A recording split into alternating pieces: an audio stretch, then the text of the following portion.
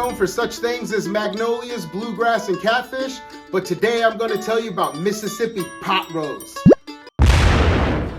Add the oil to your pan and generously brown your roast.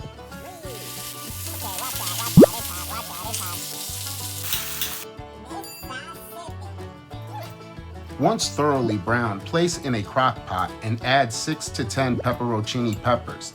I'm adding one for good luck. Add 1 to 2 tablespoons of vinegar from your pepperoncini peppers. Add 1 packet of Au Jus gravy mix and 1 packet of ranch seasoning mix.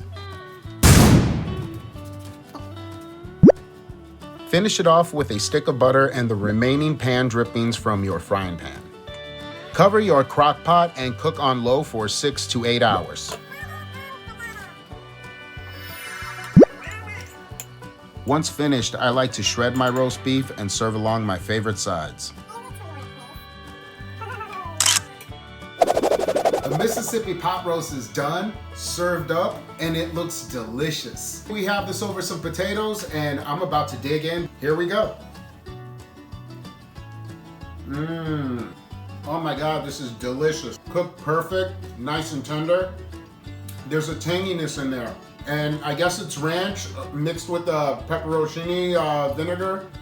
Either way, it is delicious. I can't wait to try this tomorrow on a sandwich, as a sandwich. This is an easy recipe. Anyone can do it. This is one of those set it and forget it recipes. I'm gonna eat this, you make it, and enjoy it.